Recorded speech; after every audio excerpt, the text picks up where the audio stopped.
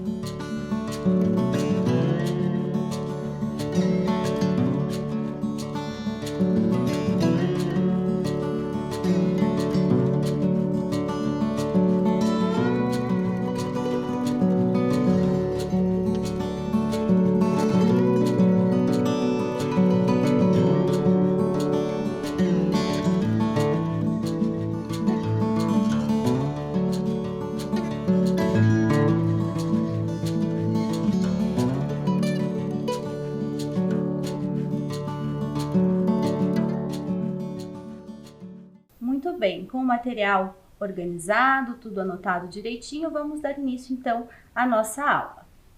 Essa semana nós vamos trazer algumas aulas um pouquinho diferentes, tá? Nós estamos então na semana da compreensão leitora.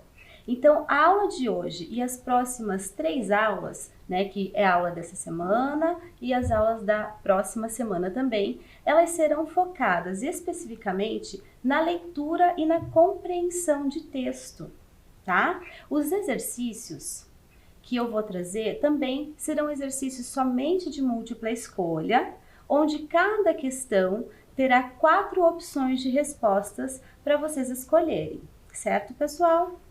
Vamos relembrar então o que nós vimos na aula anterior? Na aula anterior, nós então aprendemos um pouquinho mais sobre a literatura de cordel, revisitamos também a história do Patativa de Assaré por meio dessa linha do tempo, fizemos a comparação entre os 2 textos que nós trabalhamos, que foi a autobiografia e o cordel do Patativa do Assaré. Nós conhecemos também um pouquinho desse cantor, o Luiz Gonzaga. Também lemos o texto A Triste Partida, que foi escrito por Patativa do Assaré e cantado por Luiz Gonzaga. E fizemos algumas questões de interpretação sobre esse texto.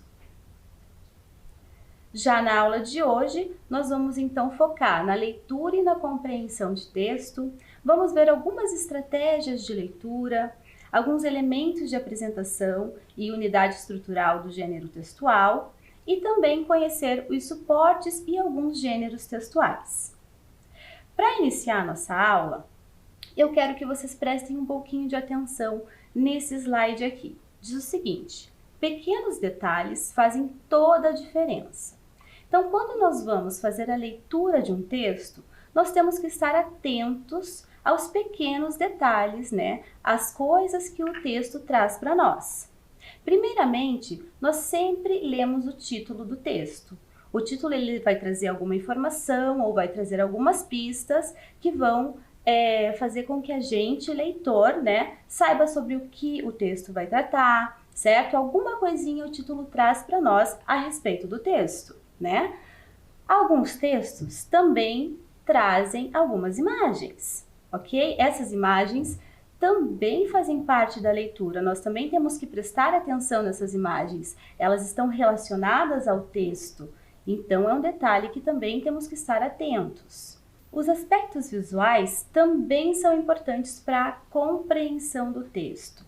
Então, quando a gente fala em aspecto visual, eu estou querendo falar da maneira como esse texto está exposto para nós em relação à sua formatação, né?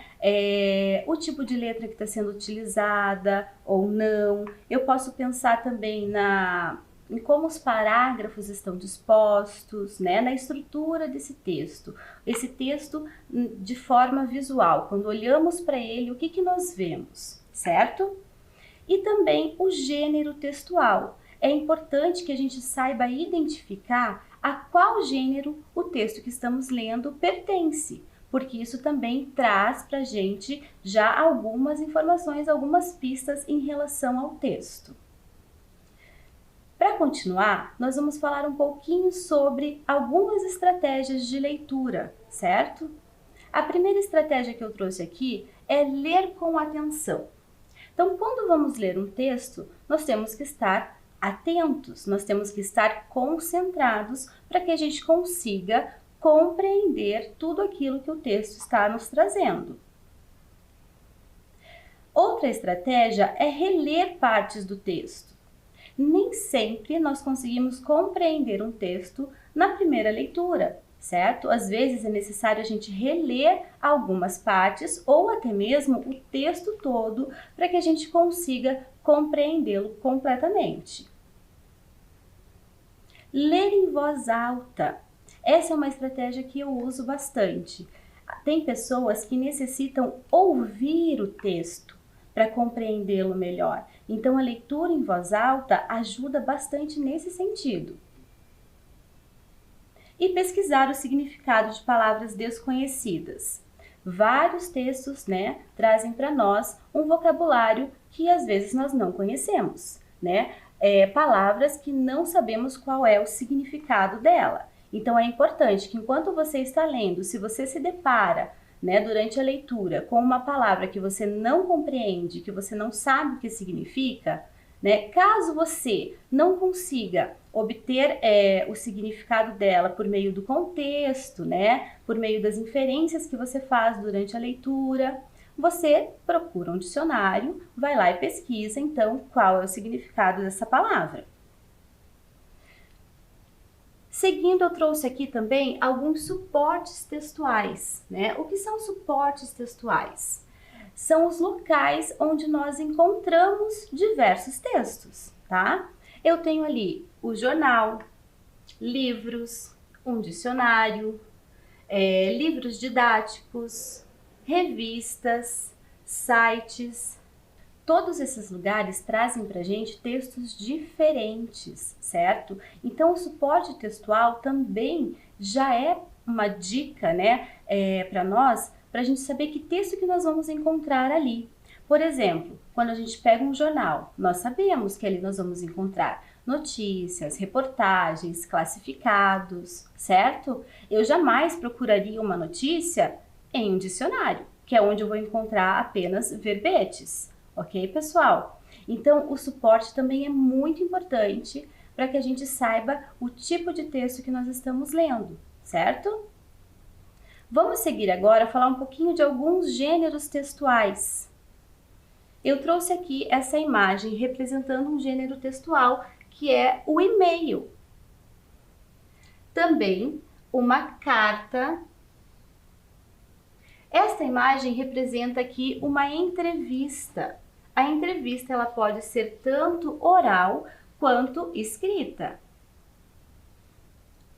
Esta imagem aqui está trazendo para a gente um poema e aqui uma receita. Pensando em tudo isso que nós falamos até agora, eu vou lançar para vocês então uma pergunta. Todos os textos são lidos da mesma forma?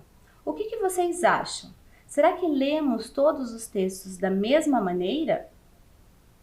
Não, pessoal, não lemos os textos da mesma maneira, todos os textos da mesma maneira.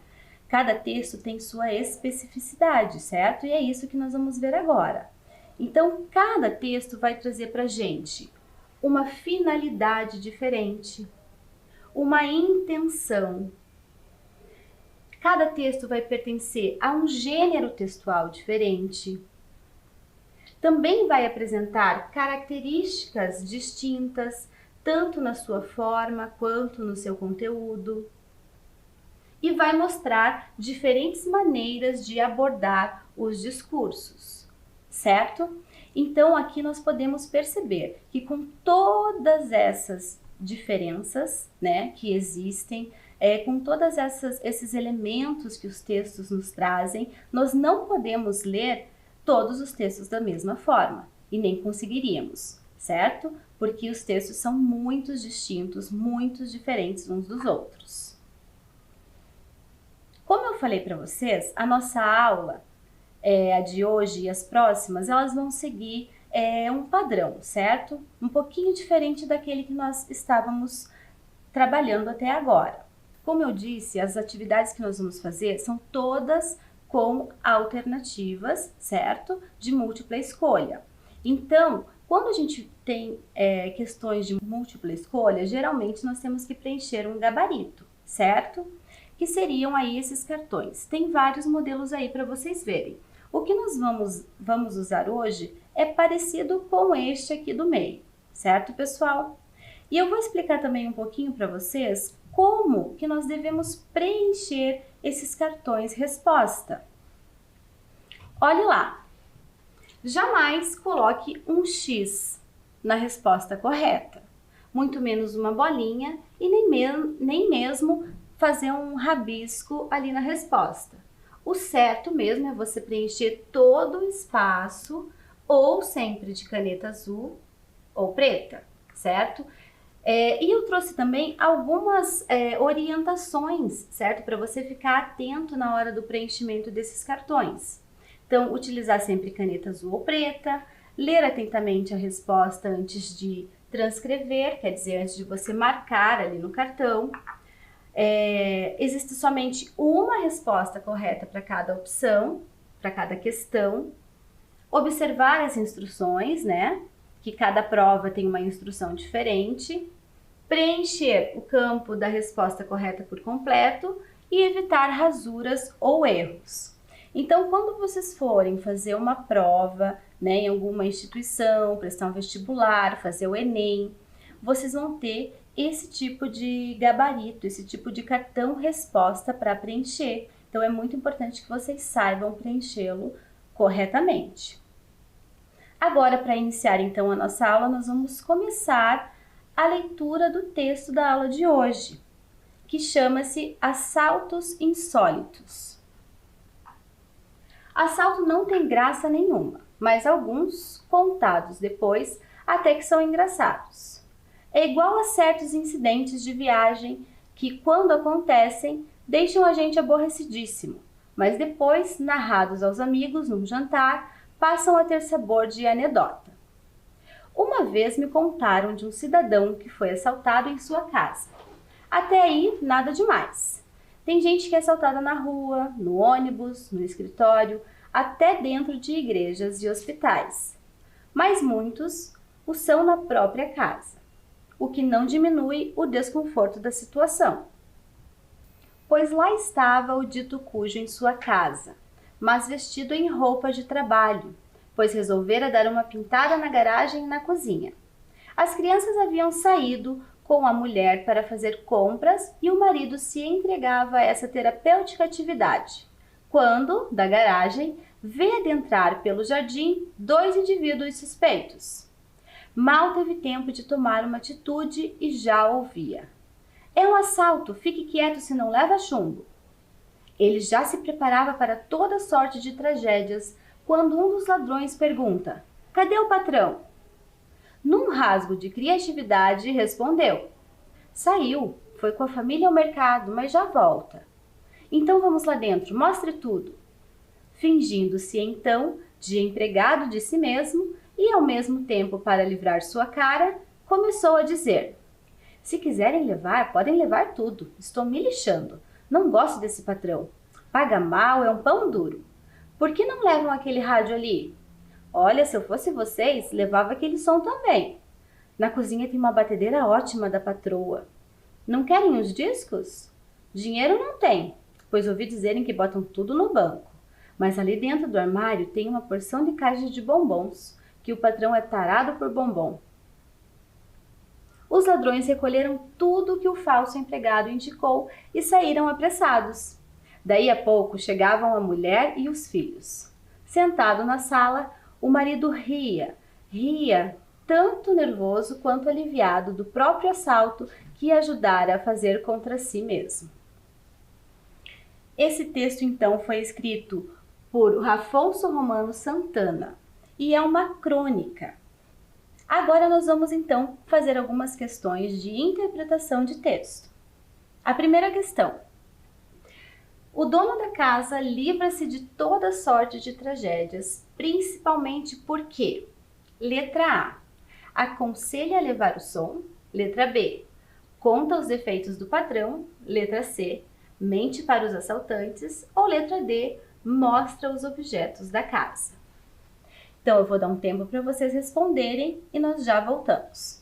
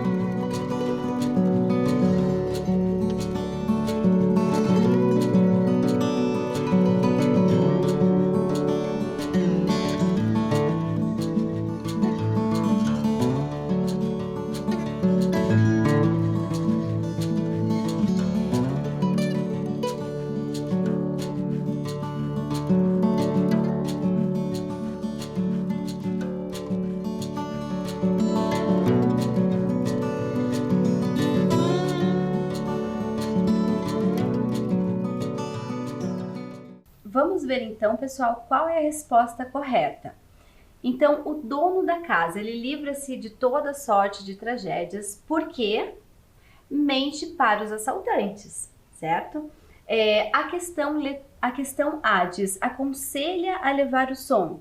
Só por isso que ele se livrou, né, de uma tragédia ali? Não, não foi só por isso. Conta os defeitos do patrão.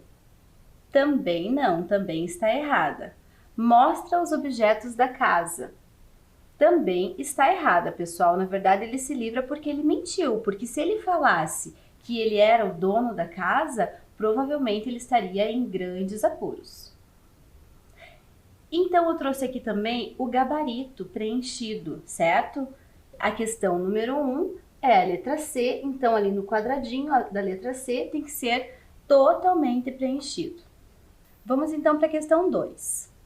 O conflito em torno do qual se desenvolveu a narrativa foi o fato de um homem ser assaltado em sua própria casa, o homem assaltado ter mentido para os assaltantes, o homem assaltado ter tido um rasgo de criatividade, o homem assaltado estar pintando sua garagem. Aqui eu quero saber por que a narrativa se desenvolveu, qual foi o fato que desencadeou essa história.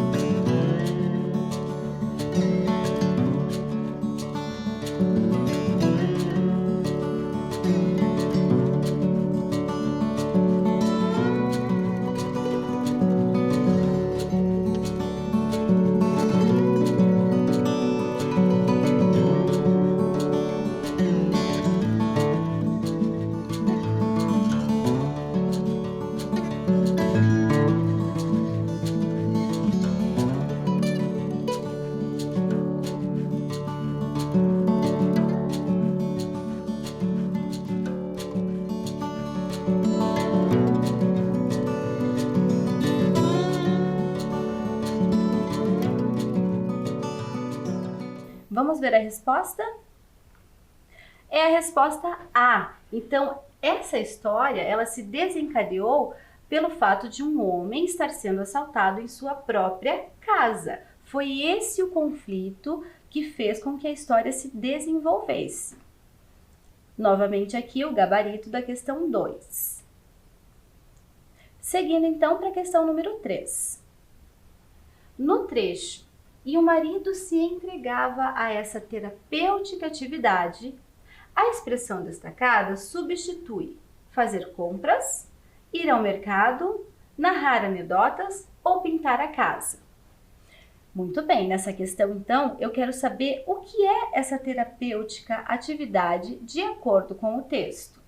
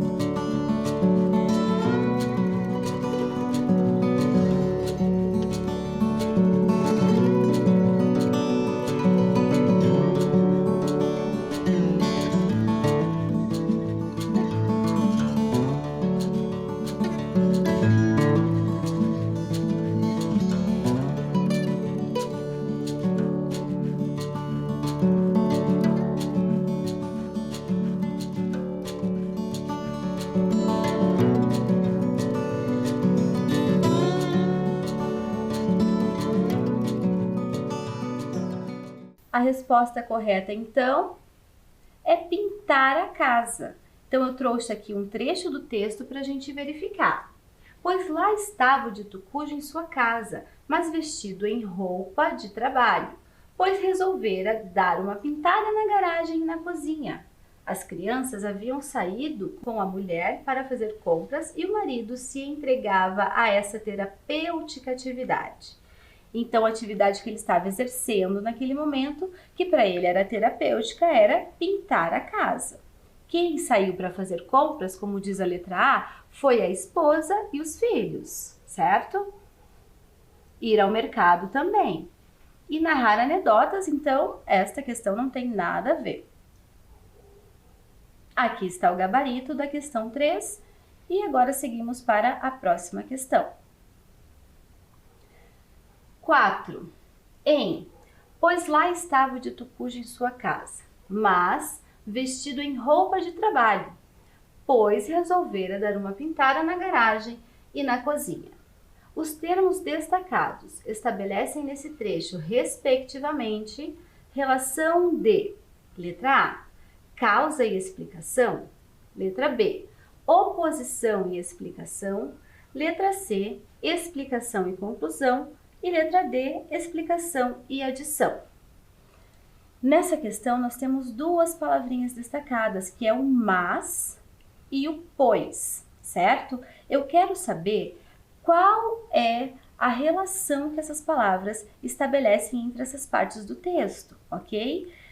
Respectivamente, quer dizer o quê? Primeiro o mas e depois vem o pois. Então, o mas ele tem o sentido ali de causa, oposição, explicação, né? Ou, novamente, na letra D, explicação. E o pois, ele estabelece uma relação de sentido de explicação, explicação, na B novamente, conclusão ou adição. Então, prestem bem atenção, releiam novamente o trecho para vocês conseguirem responder essa questão.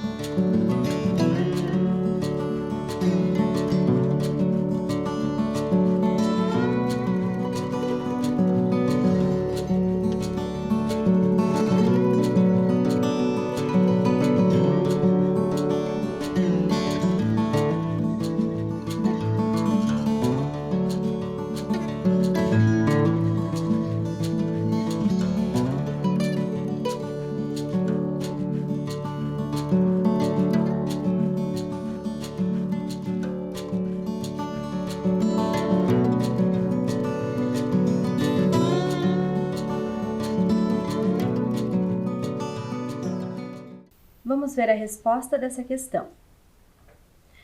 Letra B, oposição e explicação. Então, vamos rever novamente o trecho para entender isso, pessoal. Diz assim: pois lá estava o dito cujo em sua casa, mas vestido em roupa de trabalho. O mas, ele tem um sentido de oposição, por quê? Porque ele, ali no trecho, diz que ele estava em casa, mas ele não estava vestido normalmente, ele estava vestido com uma roupa velha, né? Provavelmente manchada, suja, porque ele ia trabalhar, ele ia fazer uma pintura, ele ia pintar, certo? Então, o mas, ele traz ali um trecho que se opõe ao trecho anterior. E o pois, ele estabelece ali uma relação de explicação entre as partes do texto. Vamos ir para o trecho para a gente entender.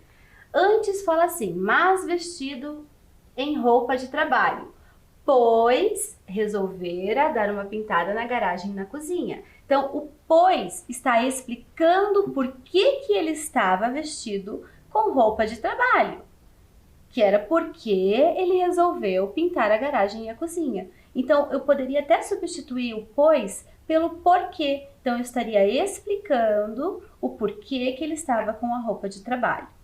Certo, pessoal? Aqui também o gabarito da questão 4.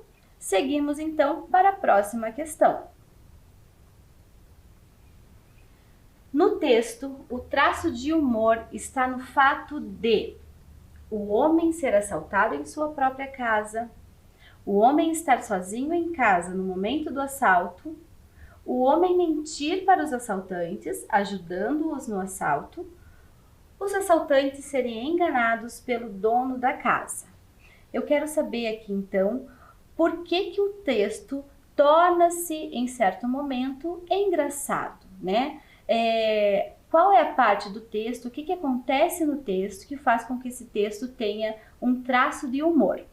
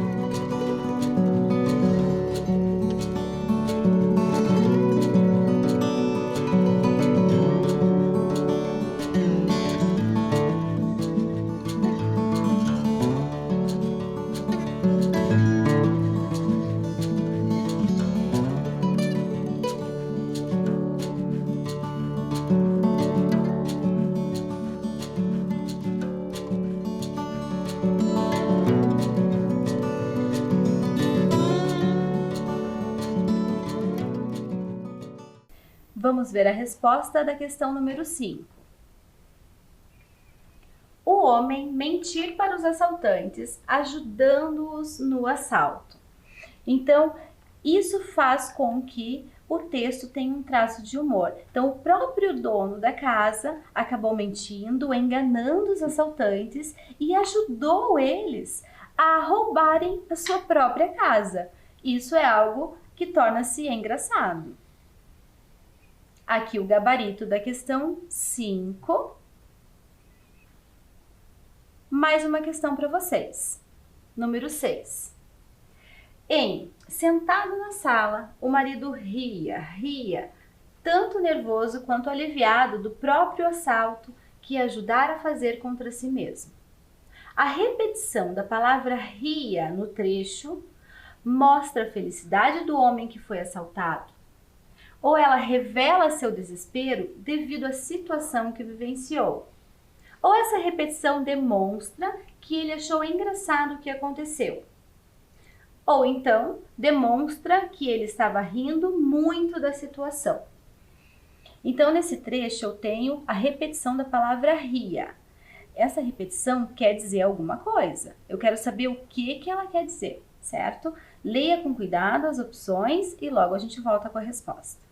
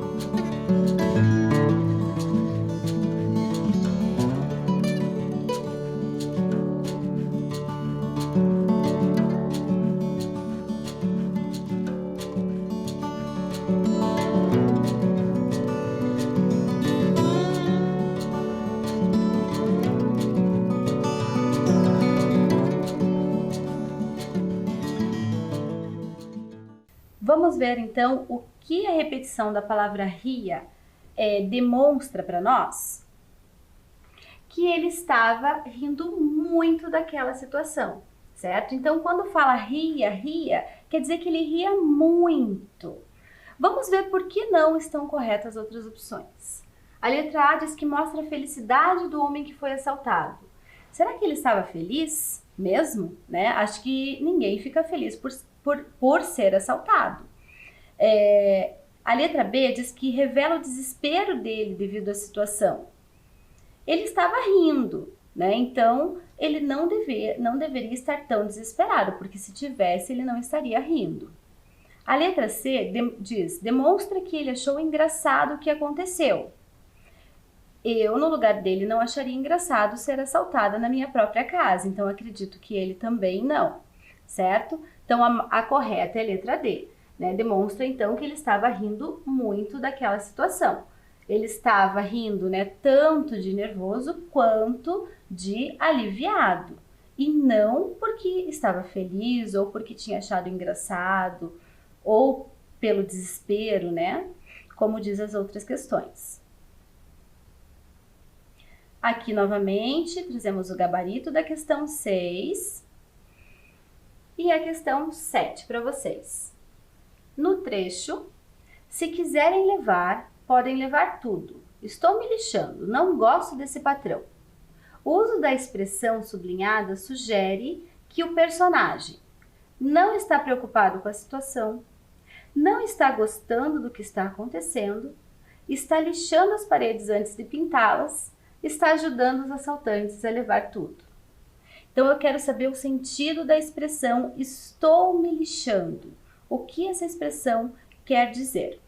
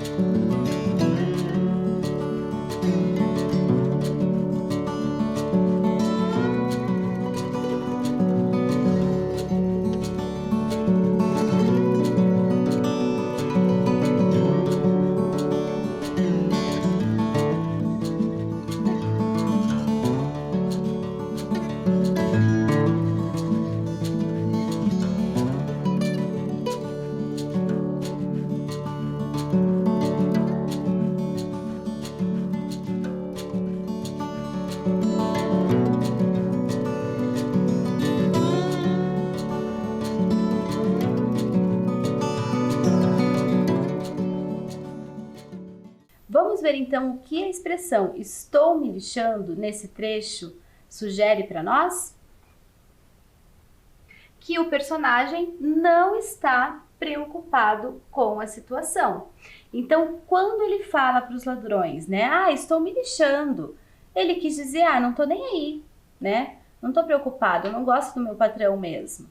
Né? Nessa situação ele estava mentindo, claro. Mas o que a expressão quer dizer é isso. A letra B fala que ele não está gostando do que está acontecendo. Não, está errada, não é isso que essa expressão quer dizer. A C, que ele está lixando as paredes antes de pintá-las. Pior ainda, não tem nada a ver com o contexto em que a expressão está. E a última, está ajudando os assaltantes a levar tudo. Realmente ele estava ajudando os assaltantes, mas a expressão não quer dizer isso. Aqui novamente, trago o gabarito para vocês preenchido. E vamos então para a questão número 8. Eu quero que vocês observem esses trechos do texto e localizem qual deles traz para a gente uma linguagem informal. Nas outras aulas nós já falamos bastante sobre linguagem formal, linguagem informal. Vocês devem saber identificar.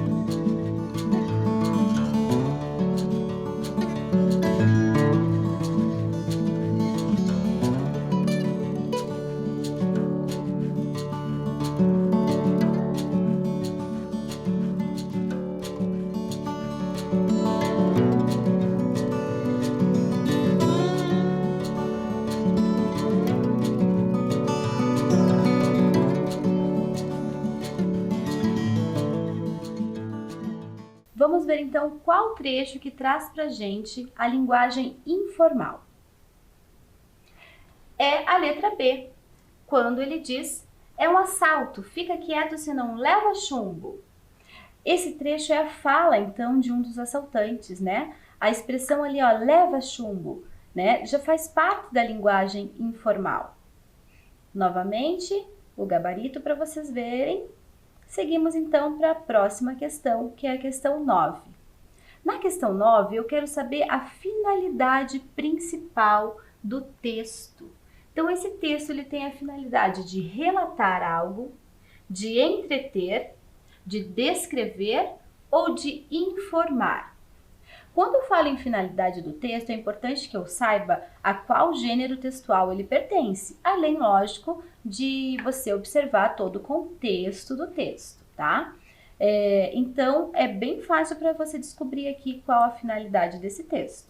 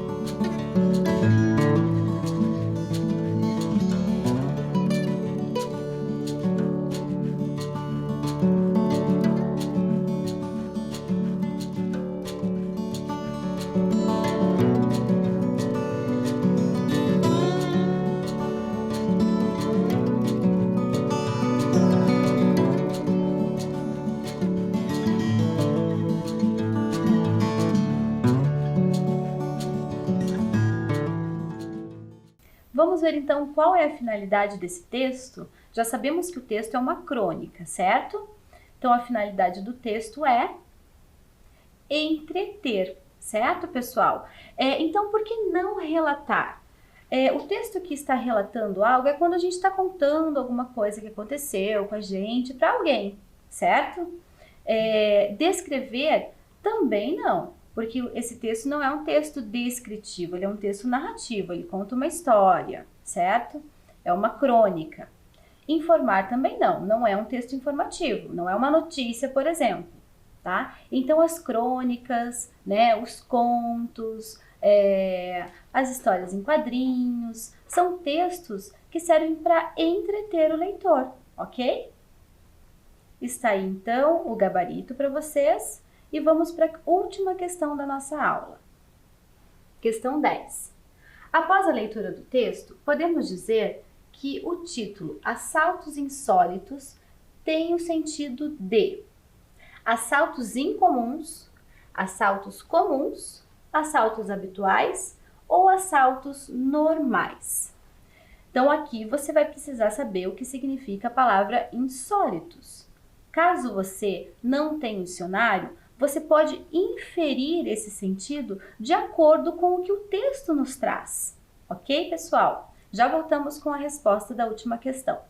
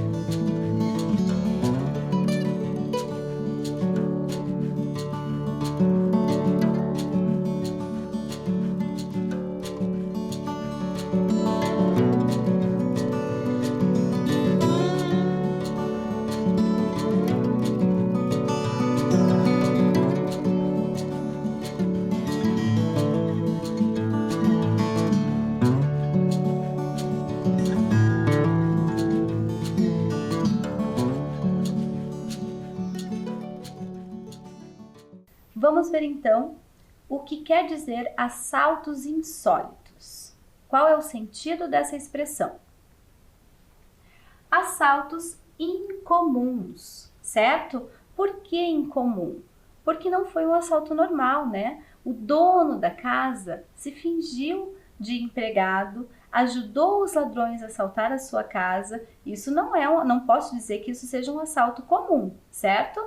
Então já eliminamos a B, muito menos um assalto habitual e também não um assalto normal, certo? Então foi um assalto incomum esse que o texto traz para nós.